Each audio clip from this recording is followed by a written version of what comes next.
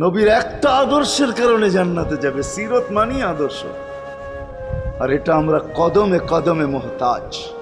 কেননা এই ছোট জীবনটা যদি গ্রহণযোগ্যতা পর্যন্ত পৌঁছাইতে হয় আল্লাহর কাছে, চাই নারী হই, চাই যুবক হই, চাই বৃদ্ধ হই, যেই মানুষই হই না কেন, যেখানেরই হই না কেন, যেই বাসারই হই না কেন, যেই বর্ণেরই হই না কেন, যেই পেশারই হই না কেন, যেই সোসাইটিরই হই না কেন, এই জীবনটাকে যদি গ্রহণযোগ্যতা পর্যন্ত পৌঁছাইতে হয় কার কাছে? দুনিয়াওয়ালাদের কাছে না, মালিকের কাছে, যিনি এক ফোঁটা পানির থেকে অস্তিত্ব দিছেন, যার কাছে আবার আমাদেরকে ফিরা যেতে হবে।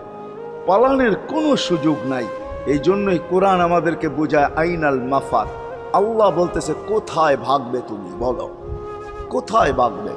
কবির কথাই সত্য, যদিও নাকি পালাও তুমি আকাশেতে লাগিয়ে সিঁড়ি, সিঁড়ি লাগাও যদি